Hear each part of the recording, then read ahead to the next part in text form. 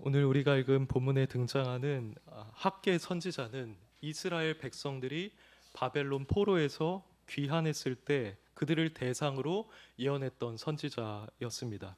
대략 그 정황을 말씀드리자면 주전 539년에 하나님께서는 바사왕 고레스의 마음을 감동시키셨습니다. 그래서 그들에게 본국으로 돌아가라는 명령을 내리게 하셨고, 단순히 돌아갈 뿐만 아니라 가서 성전을 재건하라고 하면서 경비까지도 제공해 주었습니다.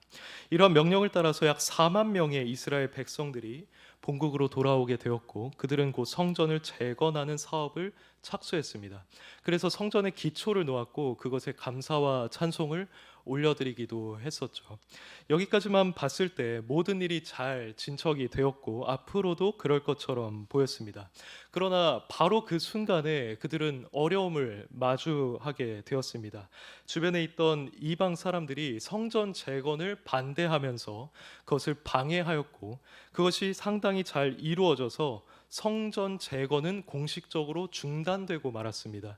그 기간은 약 16년이라는 짧지 않은 기간이었습니다. 그런데 이렇게 오랜 기간이 흐르면서 더 심각하다고 할 수 있는 문제가 발생하고 말았습니다. 그것은 바로 이스라엘 백성들의 마음과 관련된 문제였습니다. 이들은 분명 초반에는 성전 재건에 대한 열정을 가지고 있었지만, 이렇게 성전 재건이 중단되고 긴 시간이 흘러가면서 성전 재건에 대한 그들의 관심과 열정은 점차 사그라들고 말았습니다. 그래서 그들은 성전 재건에 대한 관심보다는 자신의 집, 그리고 자신의 소유에 대한 것에 더 관심을 가지고 거기에 몰두하는 삶을 살아갔습니다. 하나님께서는 바로 이런 상황 가운데서 학개 선지자와 스가랴 선지자를 보내셨습니다. 그래서 안일한 상태에 빠져 있는 이 이스라엘 백성들을 학개를 통해서 책망하셨고, 다시금 성전을 재건하라고 말씀하셨습니다. 이스라엘 백성들은 놀랍게도 그러한 뜻에 순종하였고, 그 결과 성전 재건 작업이 성공적으로 이루어졌습니다. 성전은 완공됐고 성전 봉헌식까지 행하게 되었습니다. 여기까지가 이 학개 선지자가 예언했던 대략적인 배경이라고 할 수 있습니다. 그리고 오늘 본문에는 학개 선지자가 그 당시에 어떤 말씀을 선포를 했었는지, 그리고 이스라엘 백성들의 반응은 어떠했는지가 잘 나타나 있습니다. 그렇다면 우리는 이 일련의 상황과 오늘 본문 말씀을 통해서 어떤 교훈을 얻을 수가 있을까요? 그 첫 번째는 당시 이스라엘 백성들이 여러 가지 이유로 성전에 대한 관심과 열정을 잃어버리게 되었었던 것처럼, 현재 우리 역시도 하나님의 나라와 그리고 영광을 위한 일들에 무관심한 상태로 살아가고 있을 수가 있다는 것입니다. 관련해서 2절을 함께 읽어보겠습니다. 시작.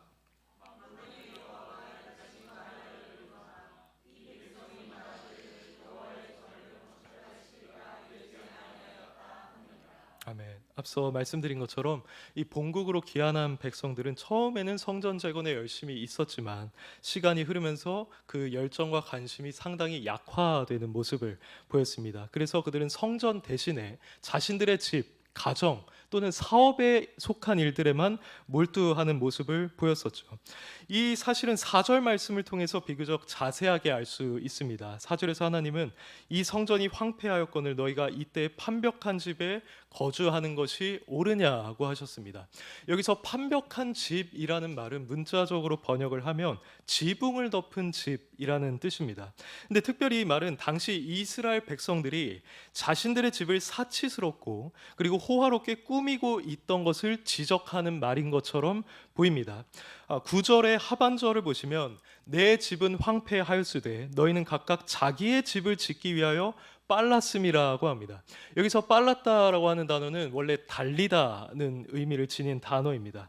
분명히 이 말씀은 이스라엘 백성들이 단순히 자신들의 집을 짓는 데만 집중하고 있었을 뿐만 아니라 그것을 호화롭게 꾸며서 만족을 얻고 기쁨을 얻는 일에도 집중했다는 것, 그리고 바로 그 방향으로 달려가고 있었다는 것을 알려줍니다. 이처럼 하나님의 성전에 대해서는 무관심한 채로 오직 자신의 집과 사업에만 몰두하고 있었던 것이 당시 이스라엘 백성들의 전형적인 모습이었습니다. 그러면 이들이 이렇게 여호와의 전을 건축할 시기가 이르지 아니했다라고 하면서 자신의 일에만 몰두하게 된 원인은 무엇이었을까요? 여기에는 여러 가지 원인이 복합적으로 작용했다고 볼 수가 있습니다. 우선 우리가 정당하게 고려해 볼 수 있는 그 첫 번째 원인은 본국으로 귀환한 그들의 삶이 상당히 불안정했다는 것입니다. 이들이 귀환을 했을 때 그들이 제일 처음 마주한 문제는 다름 아닌 거주와 관련된 문제였을 것입니다. 아마 그들의 조상들의 집은 수리되지 않은 상태로 남아 있었을 것이고 그들의 소유물들에 대한 권리 문제도 해결하기 위해서 여러 가지 복잡한 절차가 필요했을 겁니다. 그러다 보니 이들은 자연스럽게 자신의 집에 대해서 관심을 갖게 될 수밖에 없었던 겁니다. 그리고 두 번째 원인은 성전 재건에 대한 여러 방해와 압박입니다. 그들은 성전 재건에 대해 노골적인 반대를 받았고 그것에 대한 정치적인 방해로 인해서 성전 공사가 중단되는 것을 경험하였습니다. 아마 이스라엘 백성들은 처음에 이것을 해결하기 위해 나름대로 노력을 했을지도 모릅니다. 그런데 그것이 10년이 넘는 시간이 지나도 해결되지가 않자 그러한 상황을 자신들의 나태함을 정당화하는 구실로 삼았을 수도 있습니다. 그리고 마지막 원인은 그들이 경험하는 그 하나님의 영광과 기적이 이전 세대만큼 나타나지 않았던 상황입니다. 비록 그들은 포로에서 귀환하는 은혜와 기적을 체험하기는 했습니다. 하지만 그 규모와 영광은 이전과 확연히 달랐습니다. 예전에 이 이스라엘 백성들이 출애굽할 때는 약 300만 명 되는 인원이 그 공동체를 이루고 있었습니다. 그런데 지금은 약 4만 명 정도에 불과했습니다. 그리고 이전에는 하나님의 은혜로 이스라엘이 방대한 영토를 소유하게 되었지만 지금은 페르시아의 속국으로서 아주 작은 땅만 차지하고 있을 뿐이었습니다. 또한 이들은 성전도 이제 막 기초를 놓은 상황일 뿐이었고 하늘에서 불이 내려오는 역사도 경험하지를 못했습니다. 이처럼 그 공동체나 성전에 나타나는 영광과 역사와 그 규모가 과거와는 현저하게 달랐던 것이 그들로 하여금 성전 재건에 대한 의욕을 잃게 한 원인 중 하나였을 것입니다. 그런데 우리는 이러한 이스라엘 백성들의 모습을 보면서 현재 우리도 그들과 유사한 모습을 보이고 있지는 않은지를 생각해 보아야만 할 것입니다. 우리는 예수 그리스도를 믿음으로써 하나님의 백성이 된 사람들입니다. 하나님께서는 이렇게 자기 백성이 된 자들에게 분명하게 원하시는 것이 있습니다. 그것은 바로 우리가 이 세상을 살아가면서 먹든지 마시든지 무엇을 하든지 다 하나님의 영광을 위해서 하는 것이고 그분의 나라와 그분의 의를 구하면서 살아가는 것입니다. 한마디로 하나님의 대의를 위해서 섬기고 헌신하며 봉사하는 것입니다. 대표적으로 이런 일들에는 우리가 복음을 전하는 일, 아니면 선교 사역에 동참하는 일, 또는 교회를 든든히 세우는 일, 가난한 이웃을 구제하고 돕는 일, 직장에서 하나님의 영광을 드러내는 일, 이 사회를 정의롭게 만들어가는 일이 포함된다고 할 수 있습니다. 우리가 이런 일들을 효과적으로 이루어 나갈 때 이 땅을 향한 하나님의 대의가 이루어지고 하나님은 영광을 받으시게 되는 겁니다. 그런데 어쩌면 현재 우리도 이 이스라엘 백성들이 그러했던 것처럼 하나님의 영광과 뜻을 위한 일에는 무관심한 채로 오직 나 자신의 가정, 집, 사업을 위한 일에만 몰두하고 있을 수가 있습니다. 하나님의 영광을 위한 일들은 마치 성전이 당시에 황폐해 있던 것처럼 진척되지 못하고 있고 지금 여러 어려움을 겪고 있음에도 불구하고 우리 자신은 편안하고 즐겁게 심지어 사치스럽게 살아가고 있을 수도 있습니다. 이것은 2500년 전이나 지금이나 하나님의 백성들에게서 동일하게 일어날 수 있는 일입니다. 그래서 우리는 본문에서 하나님께서 그들에게 도전하고 계신 것처럼 우리 자신은 어떠한지 우리의 행위를 살펴야만 할 것입니다. 현재 우리는 하나님의 백성으로서 그분의 영광을 위한 일에 마땅한 시간과 관심과 에너지를 쏟고 있습니까? 복음 전파, 선교 사역, 교회를 세워가는 일, 가련한 이웃을 돕는 일에 충분한 관심을 우리는 갖고 있습니까? 혹 우리도 그것에 대해서 아주 무관심한 채로 우리 자신의 일에만 집중하며 하루하루를 살아가고 있지는 않습니까? 만약에 그렇다고 한다면 우리가 그렇게 된 원인도 이스라엘 백성들이 그렇게 되었던 원인과 크게 다르지 않을 것입니다. 앞서 이스라엘 백성들의 삶은 불안정했다고 했습니다. 그처럼 우리도 지금 하는 일이 잘 풀리지 않고 재정적으로 곤란한 상황을 겪고 있을 수가 있습니다. 그래서 우리도 이런 상황을 극복하는 일에 매진하느라 하나님의 영광을 위한 일에는 충분한 관심을 갖지 못하게 되었을 수 있습니다. 그리고 당시 이스라엘 백성들은 이 성전 재건과 관련해서 방해를 받고 있었다고 했었죠. 근데 오늘 있다고 말할 수 있습니다. 우리가 그분의 영광을 위해서 복음을 전하면 우리는 금방 노골적인 반대에 직면하게 됩니다. 그리고 열악한 선교지의 상황은 더욱더 심각하죠. 거기서는 복음을 전하거나 예배 드리는 일조차도 자유롭게 할 수 없는 상황입니다. 또 우리가 교회를 세워가는 것도 마찬가지입니다. 우리가 아무리 열심을 내어서 교회에 관심을 가지고 또 교회를 세워가려고 해도 이 세상이 교회를 신랄하게 비판하고 있는 모습들과 점점 지역교회가 힘을 잃어가고 심지어 사라지는 현상들을 보면서 우리는 교회를 세워가는 일에도 점점 소극적인 자세를 취하게 되었을 수도 있습니다. 그리고 마지막으로 우리 역시도 과거에 비해서 하나님의 역사가 잘 일어나지 않는 이 현실 앞에서 다소간 실망감을 느꼈을지도 모릅니다. 하나님께서 교회 역사 가운데 행하신 일들은 얼마나 놀라웠습니까? 그때 수많은 사람들이 회심하는 역사가 있었고 교회가 말씀으로 개혁되는 역사가 있었고 부흥하는 역사가 있었습니다. 그런데 오늘날은 어떻습니까? 하나님께서는 분명 지금도 우리 개인의 삶과 교회에서 다양한 방식으로 역사하고 계시기는 하지만 우리는 하나님께서 과거에 일으키셨던 것만큼 광범위하고 강력한 역사를 경험하고 있지는 못한 것이 사실입니다. 이런 현실 앞에서 우리도 이스라엘 백성들처럼 다소간 실망하고 기대가 사라지며 의욕을 잃게 되었을 수가 있습니다. 이처럼 우리가 경험하고 있는 상황은 이스라엘 백성들이 겪었던 상황과 대부분 공통되는 지점들이 있습니다. 그래서 우리가 현재 하나님의 영광을 위한 일에 무관심하게 된 그것은 어떻게 보면 자연스러운 일이었다라고 판단할 수도 있습니다. 그러나 우리는 이러한 상황들을 이유로 내세워서 하나님의 영광을 위한 일, 그분의 대의를 위해 헌신하는 일에 계속해서 무관심한 상태로 남아 있어서는 안 됩니다. 이스라엘 백성들처럼 이 상황, 우리에게 어렵게 보이는 이 상황들을 우리 자신의 나태함과 안일함의 변명으로 삼아서는 결코 안 된다는 것입니다. 왜냐하면 상황이 어떠하든지 간에 하나님의 영광을 위해서 살아가는 삶은 바로 우리 그리스도인들의 존재 목적이기 때문입니다. 우리가 예수 그리스도를 믿고 구원을 받았을 때 우리는 바로 주님의 소유가 되었습니다. 그래서 우리는 살아도 주를 위해 살고 죽어도 주를 위해 죽는 존재들이 되었습니다. 그래서 현재 우리가 어떤 이유에서든지 하나님의 영광에 대한 관심이 결여되어 있다고 한다면 거기에는 어떤 이유가 있다 할지라도 비정상적인 모습이라고 말할 수밖에 없습니다. 혹 우리가 만약 그런 상태에 있었다고 한다면 이제는 어떻게 해야 할까요? 우리도 이스라엘 백성들이 그러했던 것처럼 다시금 성전을 건축해야 합니다.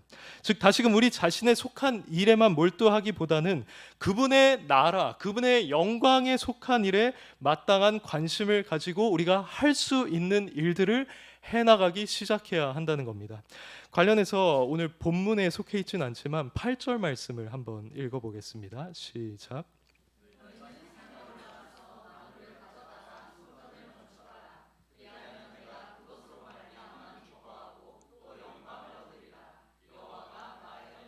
아멘. 이 말씀처럼 우리 역시도 성전을 재건하는 마음으로 하나님의 영광을 위해서 살아가야 합니다. 그런데 이것은 단순히 앞으로 우리가 하나님의 영광을 위해서 살자라고 결단만 해서 될 것은 아닙니다. 우리가 그렇게 살아가야 한다는 사실은 이미 누구나 다 잘 알고 있습니다. 그래서 우리에게 먼저 선행되어야만 하는 일이 있는데 그것은 바로 나 자신이라고 하는 성전이 회복되는 겁니다. 성경은 분명히 성령을 모신 우리 각 개인이 성전이라고 말하고 있습니다. 만약 이 성전된 우리가 영적으로 황폐하고 또 무너진 상태 가운데 있다고 한다면 우리가 어떻게 그보다 큰 하나님의 영광을 위해서 살아갈 수가 있을까요?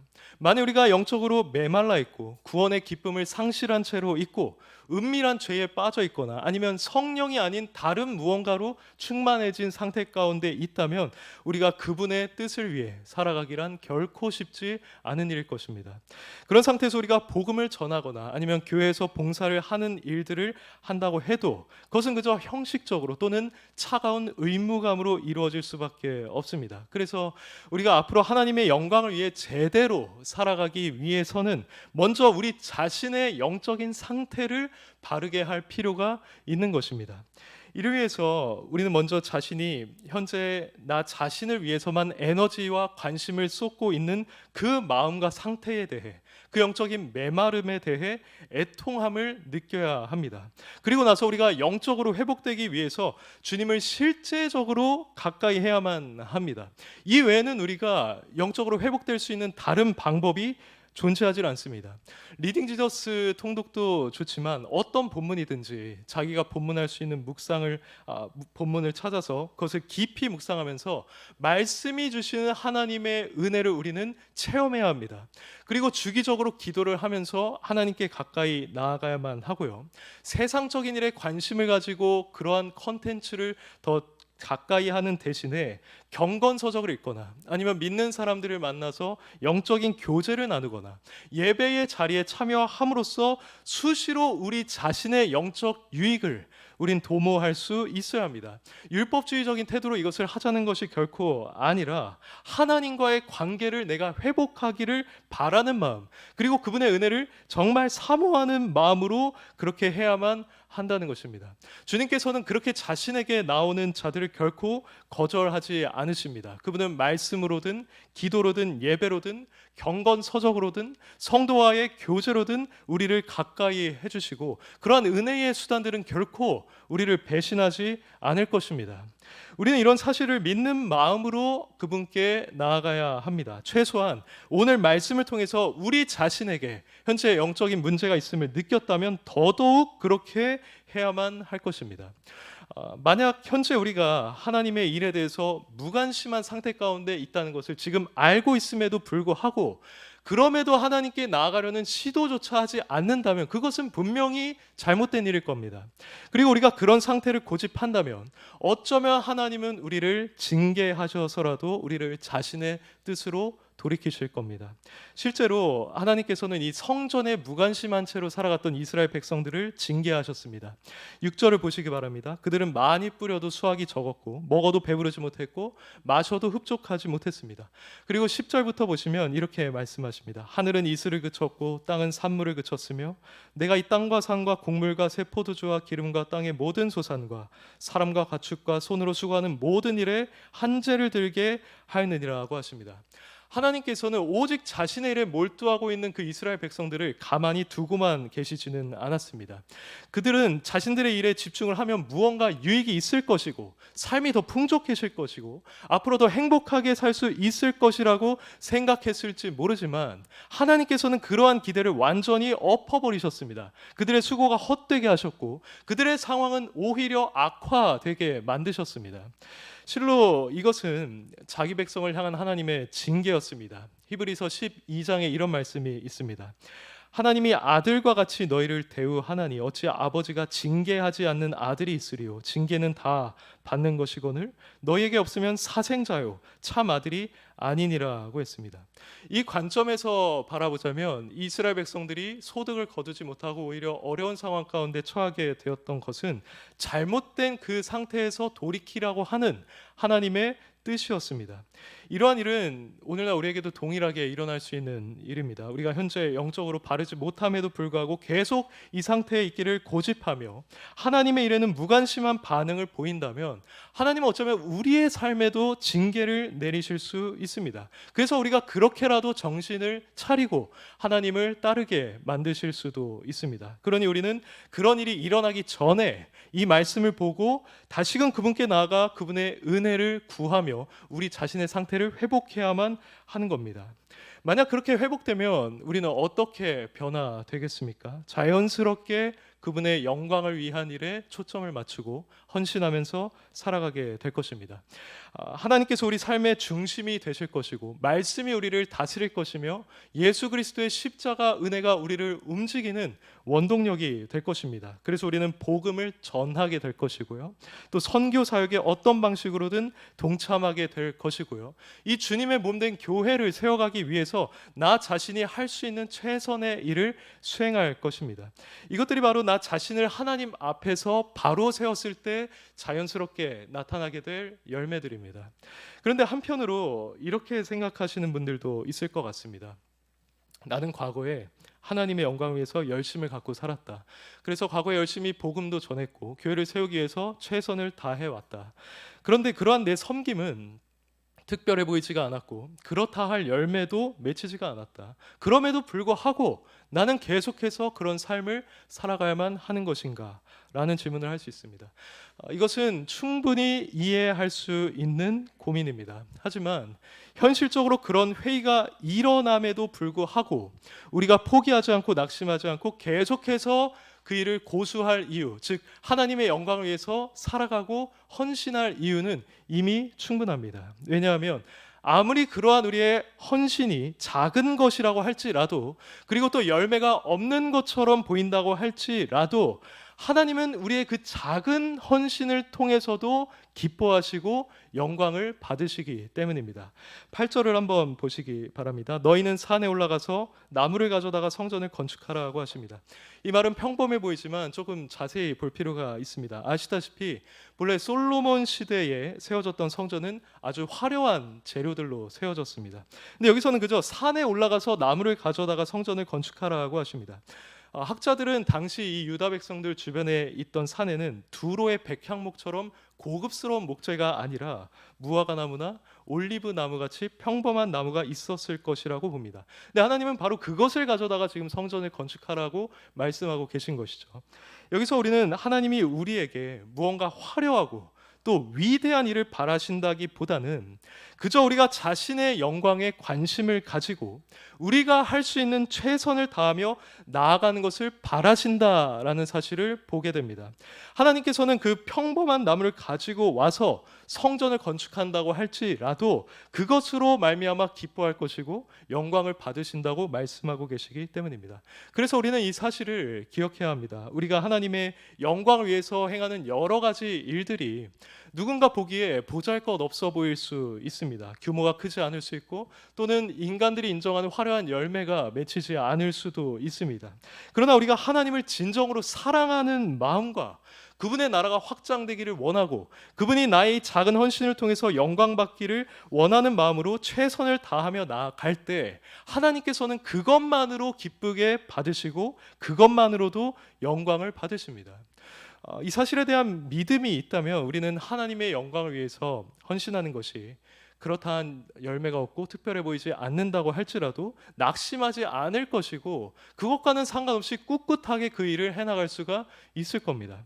그리고 우리가 이 일을 지속해야 하는 또 다른 이유는 12절, 13절을 통해서 생각해 볼 수가 있습니다. 12절에는 학계를 통해 책망을 받았던 이 이스라엘 백성들이 하나님의 말씀에 순종하겠다라고 하는 고백이 나옵니다. 이것은 대단히 놀라운 일이었고 이후에 이들은 성전 재건을 다시 시작했습니다. 근데 학개가 이런 백성의 반응에 대한 하나님의 말씀을 받고 13절에서 이렇게 말합니다. 그때 여호와의 사자 학개가 여호와의 위임을 받아 백성에게 말하여 이르되 여호와가 말하노니 내가 너희와 함께 하노라 하니라. 이 말씀은 무슨 뜻입니까?